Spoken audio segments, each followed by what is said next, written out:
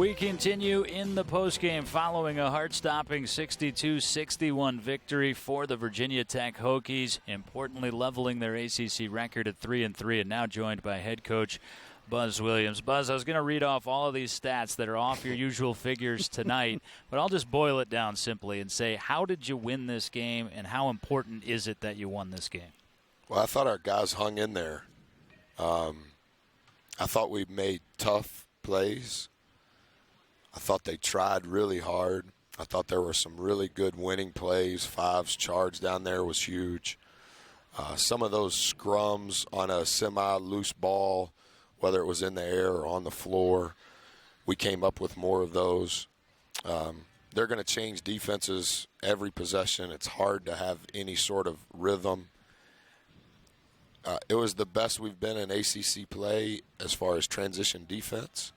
I know other teams try to run more than Georgia Tech, but we only gave up 5 points in transition defense. That's been a focus of what we're trying to improve at. That was good. I thought we did a much better job on the glass. 44 is the second leading rebounder in the league, and their second leading rebounder is at 6.8 a game. Obviously, he eclipsed that tonight, but I just thought collectively they had 5 offensive rebounds. We had 9. Much, much better. So I think there were some statistical things that we improved on. Did not think that we shot the ball very well. That's a testament to their defense, not that we just missed shots. I always want to give credit to the opponent, but I thought we just hung in there. And none of it ever felt good. None of it ever felt rhythmic. None of it ever felt like, yeah, this is a good routine. When we got stops and were able to score in transition, that's when we pushed our lead in the second half. I thought Seth was really big. I thought he was really big against Notre Dame, making some shots. And I thought he did the same thing again for us tonight. In many ways, bailed us out. So I don't know if that answers your question, but that's kind of a diatribe of what I thought happened. No, absolutely. You think about, say, he had 8 of the 16 points to start the second half. He had that paint touch when he kicked out the bibs for the 3. He also went into the stands to get that loose ball. So that was the first time of his career he did that. And then he had the game winner down here when he took it up right against Lammers there at the end. I think he's playing with a really good pace. He's trying to do better defensively, and at times he is. I think his leadership has been impactful over the last couple of weeks. Like I said to you guys at the radio show, I think Seth has senioritis in the right way. Like he understands it's down the end. We won the first media timeout by 1. We won the second media timeout by 3. They won the next 2 by, in essence, the same numbers, and we're going into the last timeout, and it's a tie ball game. And Seth's like, we have to win this one. And you can tell, he's meeting with the guys when I'm done with them. I think he's trying to do the right things, and I think offensively he's been playing really well. Talking about Seth Allen, who is not coincidentally our Virginia Lottery Player of the Game. We'll hear from him after we hear from head coach Buzz Williams following a 62-61 win for the Hokies. And, Coach, you had to alter your starting lineup tonight. We talked about one of the reasons, and that was you wanted to get Hadim C back in. The other, we hadn't touched on Chris Clark. He comes into this game, and it seemed like it was effort from the outset from him. Yeah, I thought that I thought Ty on the glass helped us at the start. In the minutes that he played, I thought Dream was really good. Mm-hmm. I think he scored 4 points in the first 2 or 3. Yeah. Okay. Yeah. And, is it the right thing? I don't know. But, again, whatever insanity is, you can't just keep doing the same thing over and over.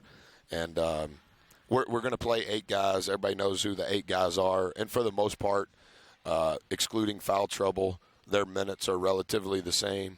But I thought, those numbers are deceiving. We had 45 points coming off the bench. That's right. Well, yeah, we got 3 of your top 4 scorers coming off the bench. Yeah, so however you want to say it, they're going to play starter minutes. They each played 29 minutes. I know it's shoot-around this afternoon. You were concerned about the energy level. Kind of how did you feel? There was no stoppage in play there for seemingly forever after the Dream got his 4 points. There were no fouls. Yeah, he ran out of gas. Yeah. 5 was running low on gas too before that first media timeout. Shoot around was the worst shoot around since any of us have been here. As I told you guys after it, our guys knew it. We changed up the flow prior to the start of the game. Again, we changed up the flow of practice the last 2 days. But having said that, I thought we handled it okay in the game. Was this a perfect example or a perfect microcosm of what the ACC is this year? Well, we always talk to our guys. I think, however you want to say it, there's so many things in life come down to the thinnest of margins. And adults say embrace it. Most of our guys know what that word means. We just say hug it. And I just told them that in the locker room. Guys, that's what it's going to be. And you can't give it the Heisman and think that it'll just eventually go away. You have to hug that this is what you've worked for. In many respects, this is what we've all dreamed of, to be in that position.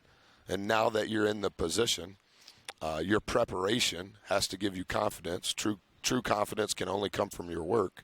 I do think that our guys and our staff are accountable on a daily basis relative to work. So when you get to that moment in time, just hug it. We're not going to win by a bunch of points. But I think that if we have confidence in those moments and embrace it, I think that gives us the edge. I thought how we concluded the game, I was fine with. I thought our defensive execution was good, other than when Zach came across to help, which is what he did in the last game on a lane line drive, came across, and Colson put it back in because the guy shot it off the glass on purpose to miss. And today, Zach went across again. 5 was late on the across and down, but that sounds like a coach. But I thought we handled all of that and embraced it in a much better way. 13 turnovers, 13 assists. How did you Not good look? enough. Yeah. Obviously, when you don't shoot the ball, I think going into today in league play, we were shooting 49% from the field and at 40, I think a low 40 from the 3. We didn't do either of those. So your assist numbers are going to be down when you're not making shots. But you don't want to have an even assist to turnover ratio. 13's too high. 13 was 20% of our possessions. That's still too high.